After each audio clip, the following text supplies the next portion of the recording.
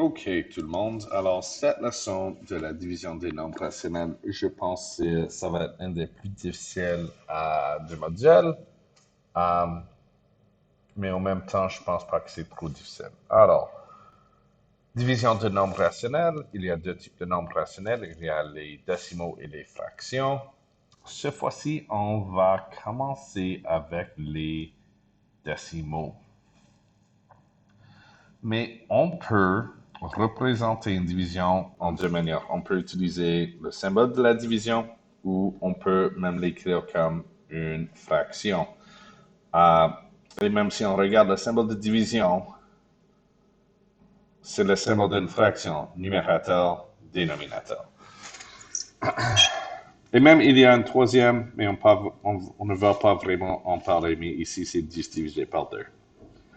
Alors, si on veut écrire cette division 1,2 divisé par 0,6, on peut l'écrire comme une fraction. Euh, cette fraction n'est pas propre parce qu'on veut toujours avoir les fractions. On veut que A et B soient des nombres entiers. Alors, pour accomplir ceci, il faut trouver une fraction équivalente. Pour trouver une fraction équivalente, on multiplie le numérateur et le dénominateur par le même nombre. Et puis, il y a un nombre infini de fractions équivalentes. 10 sur 2, c'est 20 sur 4, c'est 40 sur 8, c'est 30 sur 6, c'est même 15 sur 3. On peut diviser par le même nombre aussi. Alors, ça peut être 5 sur 1. Ça peut être 2,5 sur 0,5. Euh, il y a un nombre infini. Alors, comment est-ce que ça peut nous aider? Et si on a 1,2 divisé par 0,6, on veut trouver une décimale équivalente. Mais si je multiplie le numérateur et le dénominateur par 10, j'ai maintenant les nombres entiers. C'est 12 sur 6. Alors, si on a une division avec des décimaux, si on change les placements des décimaux également,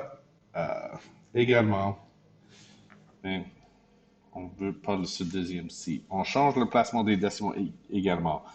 Alors, 1,2 divisé par 0,6, c'est la même chose que si je bouge les décimaux, c'est 12 divisé par 6. Ça ne va pas être 12 divisé par 0,6. Ça va être 12 divisé par 6. En ce cas, c'est 2. Alors, comment faire 10 divisé par 0,5?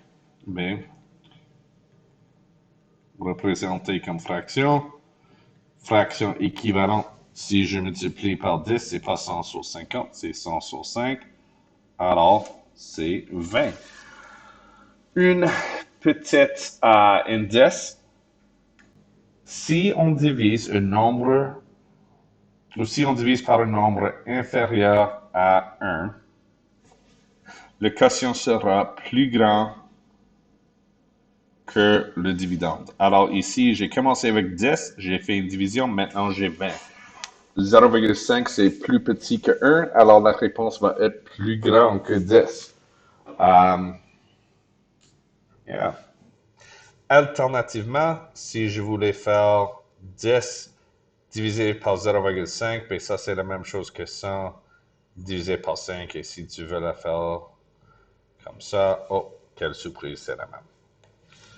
Alors, si j'ai 4,5 divisé par 0,9, ça va être 45 sur 9 qui est 5.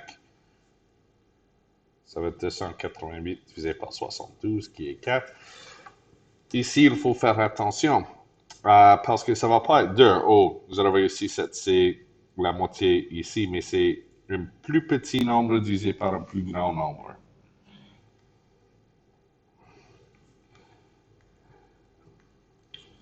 Ça va être 1 sur 2 ou 0,5. Alors, ça c'est les décimaux. Ce qui est un peu plus difficile, c'est les fractions.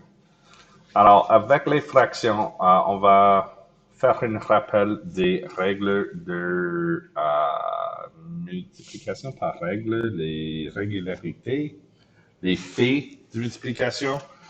Si j'ai 15 divisé par 3 égale 5, ça veut dire que 5 fois 3 égale 15. Alors, 15 divisé ou 15 fois 2 tiers, c'est 10. Alors, ça veut dire que 10 divisé par 2 tiers, c'est 15. OK, comment est-ce que ça nous aide? Ben, maintenant, on sait une division par une fraction, on sait la réponse. Alors, au lieu de penser comment diviser, ben, 10 divisé par 2 tiers égale 15. C'est la même chose que 10 fois 3 demi, c'est 15. Alors, la division, c'est la multiplication. Multiplication par le nombre inverse. Alors, 10 divisé par 2, c'est 5. Mais en même temps, 10 fois 1 demi, c'est 5.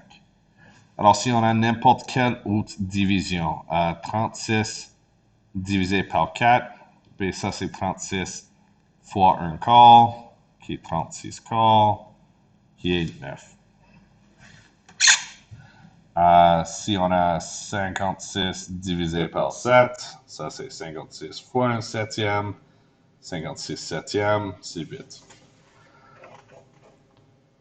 Alors, quand ça vient à une multiplication, OK, ben maintenant, ici c'était des nombres entiers, ça devient une fraction.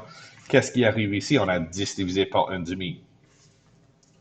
Alors, on veut faire une multiplication. 10 fois quelque chose doit me donner 20 parce qu'on a fait déjà 10 divisé par 1 demi, c'est 20. Et ça va être 10 fois 2. On fait l'inverse. Le 1 demi devient 2. Alors, quand on fait la division des fractions, c'est la multiplication par l'inverse. Alors, 2 tiers divisé par 6 septièmes, c'est 2 tiers fois 7 sixièmes. Ça, c'est 14 18e, qui est 7 neuvième. Ou, dès que tu l'as comme multiplication, tu peux simplifier. Ici, on peut même simplifier avant qu'on commence.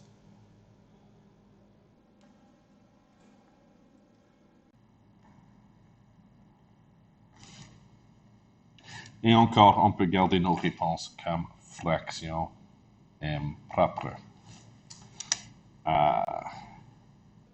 Mais ici, je ne peux pas simplifier pendant que c'est une division. Il faut que j'attende que c'est une multiplication.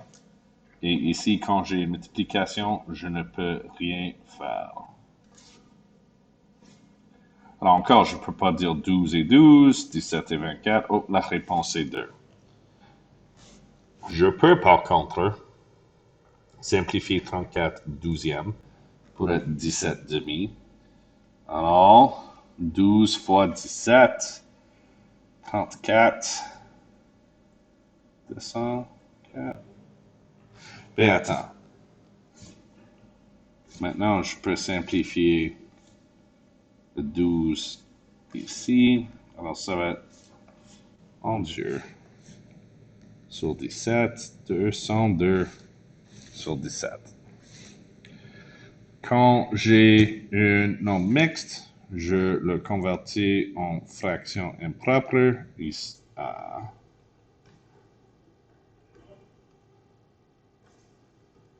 Multiplication par l'inverse. La réponse, c'est 16. Alors, ça, c'est la division des nombres rationnels. Les décimaux, on trouve une question équivalente à les fractions. On fait la multiplication par les inverses. Laissez-moi savoir si vous avez des questions.